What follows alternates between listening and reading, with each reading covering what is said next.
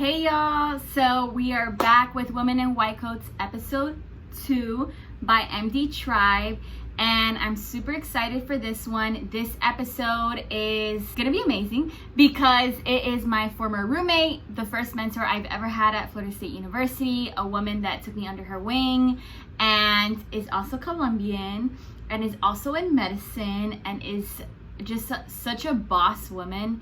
And I'm so excited for you guys to meet her and just learn so much about her journey because she has a really good story and she's so successful and I just love her so much. So I'm so excited to share with you guys this amazing person, and without further ado, here's episode 2.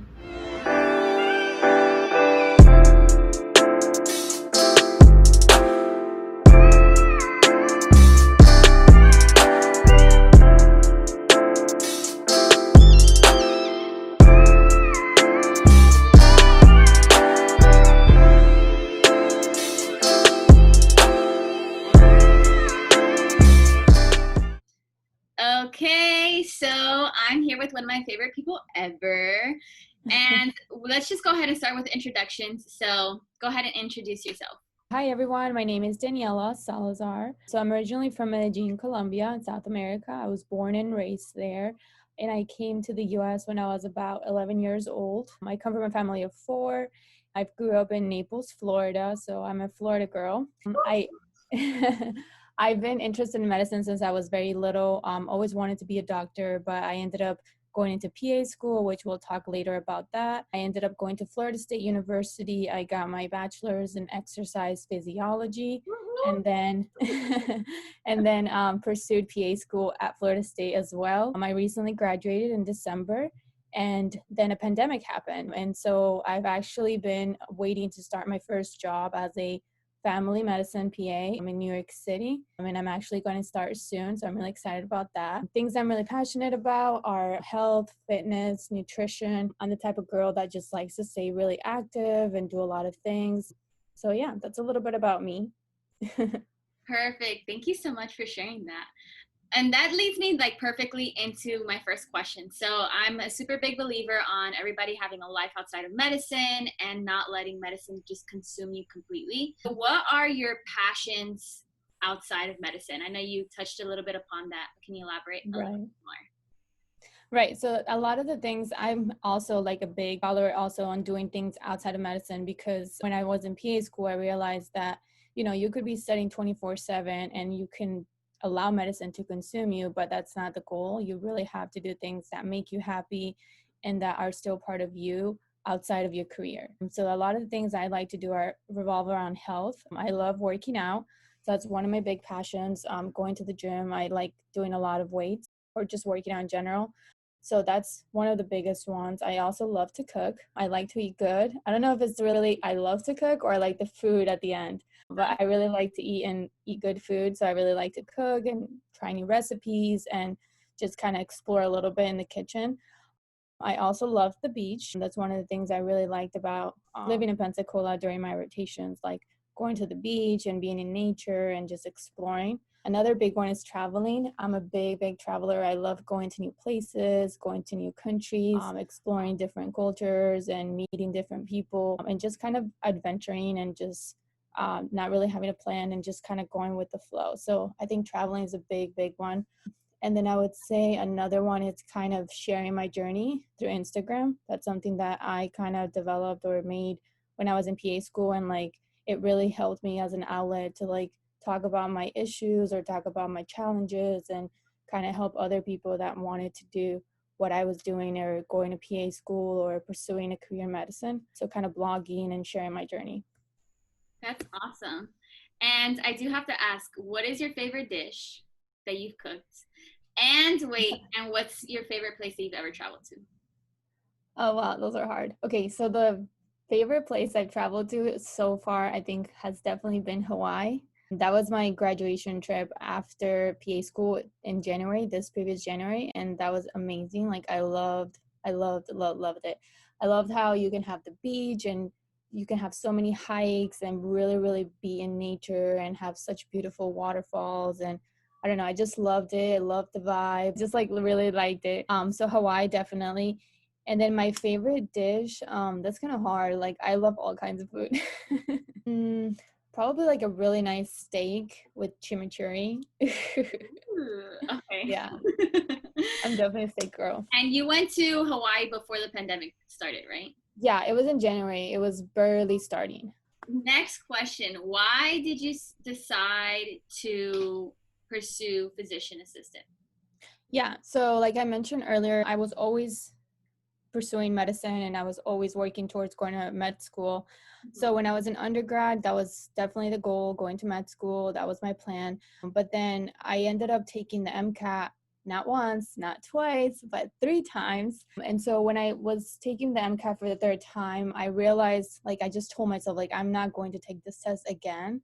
Like, I really hated it. And I felt like if that was the number one determinant for me to go to med school, like I don't think I was going to get through it. My verbal score was really bad, and so it really lowered all of my scores. And so at that point, like I was kind of just frustrated. I didn't really know like what was next. And PA school was always my backup. Like I always had PA school right after my dream of becoming a doctor. So then when, my MCAT didn't work out, I really started exploring that field a little bit more. And I ended up actually applying to, med schools, Caribbean schools, DO schools, and PA schools all at the same time because my goal wasn't just to be a doctor. My goal was to be a provider in whatever meant that, whatever career path I took, it didn't really matter. So I felt like I just didn't want to keep trying and spending, so much time to pursue medicine and kind of fail. So when I actually got accepted to go to Caribbean school, but I Mm-hmm. decided, the best option was just to do PA school in the US. And then, I decided to do PA school because I started comparing the different, professions and realizing like the flexibility that I had, the ability to practice different specialties, the short amount of time going to school, the amount of loans. And so I just decided to take all of that into consideration and have like a safer route to medicine rather than kind of taking another path and not know if I was going to get in or not. So that's why I chose PA school. Okay.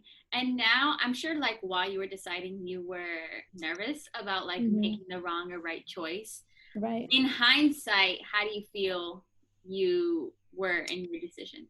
So right now, like looking back, like I'm so thankful that everything happened the way it did, because I couldn't imagine myself, for example, going to the Caribbean and doing medical school or doing 8 more years to kind of start working or having to do a residency afterwards or kind of, just thinking about all of that. I'm super happy because while I was in PA school, I really fell in love even more with the profession. Like I loved every aspect about it. Every PA that I met, like I thought was super cool. Like I thought they knew so much, and I really got such a good feeling from all the Ps I met. Like they loved their career. Like none of them ever told me they hated what they did. None of them ever told me they hated their profession. Like Yeah. everybody I talked to like loved it and loved their lifestyle and the flexibility of it. So like in my journey I fell in love with it even more. So I'm really happy that, things worked out. Yeah. You're like for me, you're like the poster child of like being a PA. Like I think you make it seem also nice and amazing, and I'm so happy for you. Thanks. Okay, my next question is, as a woman and as a minority, since you're kind of like an international student, what doubts or challenges did you have? So I felt like going to a big university, like for undergrad, was challenging. You had classes where you had 300, 400 students, and you're taking all pre-med courses that were challenging. And so you're just one of them, one of the very few. And even being a minority when you're competing with other, people who were born here, who their parents were doctors, who have a lot of resources and a lot of networks. I always felt like I was kind of, more on my own and trying to figure out what to do, finding my way through and kind of looking out for opportunities for myself. So I always felt like it was just harder. I felt like I had a lot more challenges. Another thing that was also challenging for me was kind of failing. I failed the MCAT. Well, I didn't really fail it because you can't fail it, but I didn't really get the score I wanted to get into med school. So to me, that was like a big setback, like because, you have a plan, you have a goal, and you've worked so hard to get there. but something didn't go right or something doesn't go as you planned. So it's definitely my MCAT score and kind of, deciding, okay, what do I want to do next? What should I do? Like, should I retake it? Should I apply to master's programs? Should I work on something else? Kind of those failures that you have, but that only makes you stronger, and it makes you realize like that you can do it, and there's a way around it, and that there's definitely like something out there for you. If it didn't work one way, it will work another way. So Gotcha. And so you knew about so many opportunities in undergrad. I met you in scholarship housing, and you told me about maps, and you've always been looking for like scholarships and just awesome opportunities. Can you tell us a little bit how you were able to graduate without a whole lot of debt? yeah, I was in high school applying for college and kind of learning a little bit more about scholarships and all of that. So I realized like there's a lot of free money out there, but students don't apply. Students don't really go out there and, make their time to take an essay or to write an essay, to reach out, to really explore what's available. So I realized like there's so much potential to get like a lot of your things paid for and your school paid for, but people just don't apply. So when I got into PA school, I told myself like, oh, this is it. Like, there's no way around it. Like, I'm going to have debt because it's just what's normal, because society makes you think, everybody graduates with debt and that's just meant to happen. So I really thought the same way. But then I remember I started doing some research and I looked up for scholarships that could pay, graduate school like PA school or med school and all of that. So I found this opportunity, and it's called the National Health Service Corps. So I explored it. I looked at it. I never really knew anyone who had the scholarship. I didn't really know if it was too good to be true, if it was true. Like, I had no idea about it. So I decided to apply anyway. Like, why not? Like, if I got it, cool. If I didn't, oh well. And then I ended up being a finalist. So I didn't get it the first year.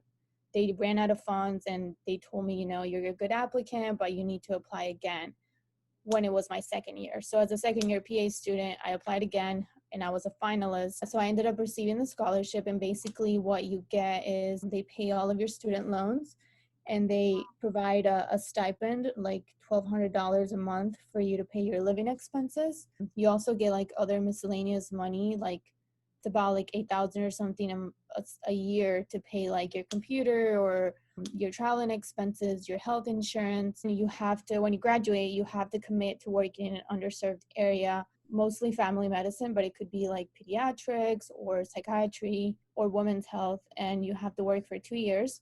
So basically you give back and work in an underserved area for 2 years, but you do get paid during that time. It's not like you're giving your time for free and they already paid you through your scholarship. So you're just basically employed in a community center. So yeah, that's basically how it works. You just kind of apply. They have the application every year, and luckily I was able to get it, and that's how I graduated with no debt. That's awesome. And you're going to be living in New York, right? Right. Okay. And how do you feel about that? So I'm a little bit nervous, especially during the pandemic, because New York kind of changed a lot. A lot of people left the city, and it's kind of a little bit more empty in the city now. So I'm a little bit worried about my safety and how that's going to play. And also because I'm used to Florida and, having a beach, having the comfort of having a car and just driving everywhere and being used to like big spaces. So it's definitely going to be an adjustment, but I'm excited for the experience. I'm excited for, the opportunity to work there, really make an impact in like lower income communities, those that really need it. Especially during this time, I feel like I could really help out and make a big change there. And yeah, I'm just excited to be there and start working. I would be excited too, but also like very nervous because you literally graduated and starting in the middle of a pandemic. So that it is kind of nerve-wracking. And you'll be doing primary care for the most part for these next 2 years for your scholarship. What specialty do you plan to explore after? Yeah, during my rotations, I really got to get a feel for what I loved and what I didn't like about medicine. And what do you love and what do you don't love? Okay, yeah. So what I loved being in the hospital and also seeing patients. I just love a specialty that kind of it's always changing and it's not always the same thing and it's a routine. I kind of like having the opportunity to see patients in the hospital, do rounds, operate on them, do things with my hands, and then also like see them in the clinic, do procedures. So one of the ones that I really, really enjoyed was surgery. So I really liked surgery. So I really want to explore that after these 2 years. And then women's health was also really, really fun because you get to do a little bit of everything. You know, you have ultrasounds, you can see patients with cancer, you can do preventative health, you can see pregnancy, you know, you can do surgery. So I really liked the flexibility of doing a lot of different things and not always having the same schedule. But also I feel like in family medicine, you're going to see a lot of different things and it's not always going to be the same. So I think this would give me like a better idea of like what I like and what I don't like. And then will help me like after the 2 years, like decide what I want to go in next. Do you think you'll stay in New York longer than 2 years? I don't think so. I think New York is like a transient city. When you're young, you're a, you know, working professional, but I don't think New York is like the city where I want to establish or live there. I don't know, maybe when the pandemic is over, it may be a little bit better, but I don't think I will stay there long term. I think it's like a transient experience. Okay. And talking a little bit about the specialties that you really enjoyed, which one did you not like? That I you're don't like, know. Okay, so at first I started with psychiatry. That was my first rotation. And when I first started, I was like, oh, this is great. But then once I started doing the other rotations, I'm like, yeah, psychiatry was not that fun. So yeah, I'm the type of person that likes to be active and do things and just kind of be involved and do a lot. And I feel like with psychiatry, you're just sitting down and really listening to a patient and you don't really do much with your hands. You're kind of more like, you know, using your brain power and really thinking, you know, what medication can work for them, how to help them. So I think psychiatry was probably one that I didn't enjoy as much. Like now looking back, I think all the other ones, oh, I actually didn't enjoy pediatrics that much. That was because I didn't have the best preceptor either. So I think that makes it or breaks it. You know, if you don't have a great preceptor, then like your experience is not as great. I think in particular those two, for sure. okay. And what would be some of the reflections that you have of PA school in general? Like, how was your experience? Oh God. I don't think I ever want to remember PA school ever. Like I think that's just like a blocked part of my brain. Why do you say that? Because it's just crazy. Like I don't even know how like can someone really do it anymore. Like so PA school is just insane. If you're thinking about going to PA school, like it's just a little bit too crazy. I think it's really overwhelming, but it's definitely doable. Like, you know, it's something that we've all done, PA students, and you can get through. But definitely while you're doing it, you just wow, you can't really wait until it's over because it's really how they always told us. It's like a fire hydrant hose, and like you just have information coming in and out, and like you don't have a break. You have test after test after test after test, and like it just never stops. And you really don't have life for like a year and a half while you're in didactic. So it's just, I think it's just so stressful. It's overwhelming. It's a lot of info. But also, I think if you learn to balance it and take care of you and do what's important and not let medicine consume you, you'll totally get through it and you'll be happy. But trust me, you'll be counting the days to be done with PA school. How do you feel now that you've graduated and you've had some time to like just like simmer in all of it? How do you feel? So I've had a plenty of time. Like I graduated in December. I think I've had way too much time. That's why I'm so excited to start working. Yeah, I think I had plenty of time to recover, sleep, just don't have a calendar, don't plan exams. I don't know. It was a really weird transition at first because I was so used to being on the go and like having something to do and having a test to take or you know what's next. But it's really nice to just enjoy the moment and like do what you want and not like have to plan every minute of your day.